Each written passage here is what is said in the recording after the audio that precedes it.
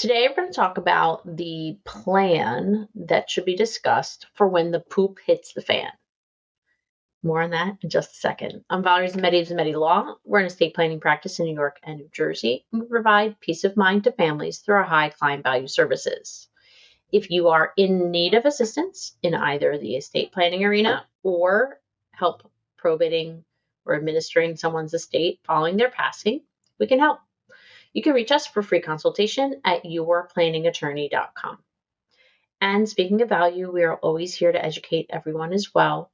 So please ask questions and share so together we can help some folks along the way. Now, what are we talking about when the poop hits the fan? We're not talking about financial loss or even a loss of life, but the period when you may no longer be able to live independently. This is one of the biggest struggles for most families. So if you have parents who are still around, grandparents who are still around, doing well at the moment, it's still not a bad idea to sit down and have this conversation.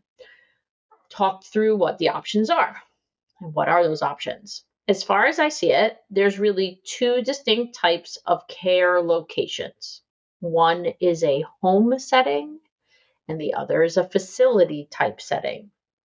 I'm going to break it down a little bit because there are some nuances.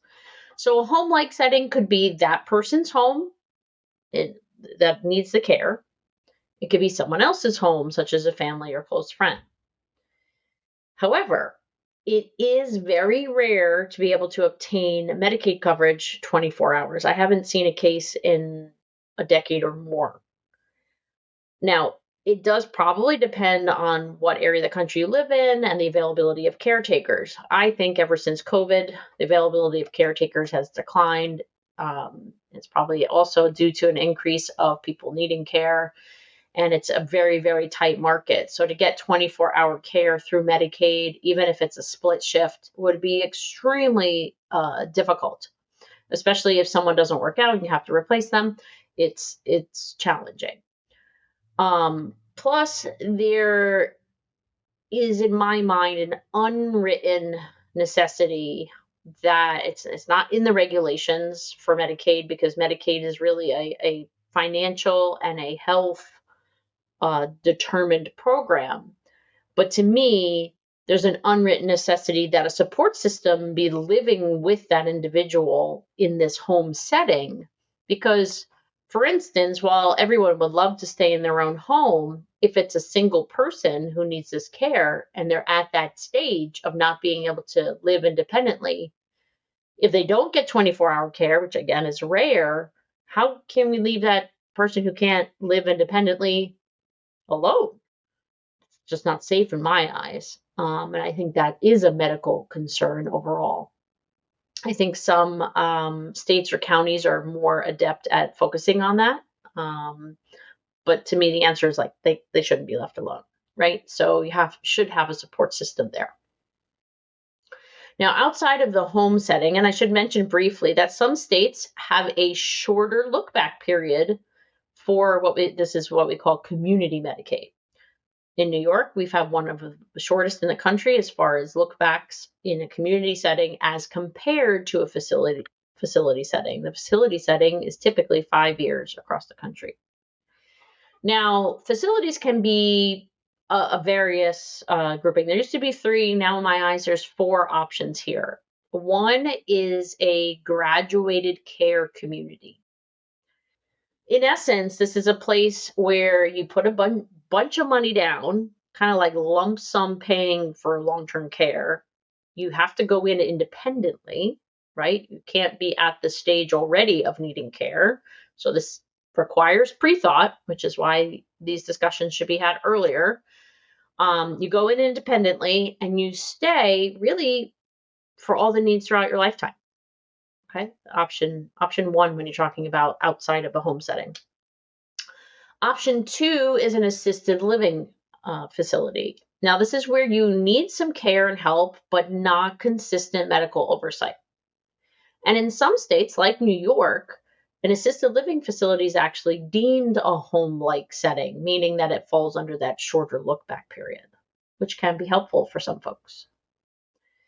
Even though there is a fine line between needing assistance at the Medicaid level, which is higher, and being able to stay in an assisted living, which is supposed to be a little lower, right? It's a very fine line there. The third type is a memory care unit, facility, location, home. A memory care home is, again, where folks are typically fairly stable on the medical side, but they have cognitive impairments. And Medicaid typically does not cover as much, or they have less programs and availability of funds for straight memory care, because it's not the physical needs or necessarily the medical needs of that individual. Certain states, they may not cover, say, the room and board, right? But they'll cover physical therapy or activities and things like that. I don't know exactly all those details, but I know that it's a little harder when it's just memory care because it's not physical impairment, which was the initial, I think, onset of the use of Medicaid was for physical impairments. I do believe dementia, Alzheimer's has grown so much over the years that really it should be incorporated into that same realm, but I don't think it's fully gotten there yet. And the fourth type of facility care is a nursing type of home. This obviously is when you require extensive medical oversight with chronic conditions or significant medical impairments. That's the highest level. And of course, under Medicaid, requires the longer look back period, which in most states is 5 years. So please, when you have a moment, if you have parents or grandparents or you yourself are in a generation where care might be on the horizon, it is a great idea to sit down with your family and discuss what those options are, to know what will happen at that stage. This creates such stress within families when we're trying to figure this out at the last moment. It's much easier, even though it's a hard discussion, to sit down and figure it out, and in a way where you can be part of that discussion, all generations.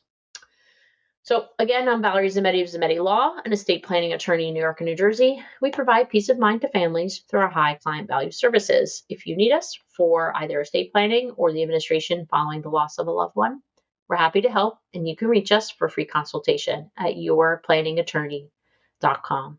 I hope you've learned something new here today. Please don't forget to share, and take care. Bye-bye.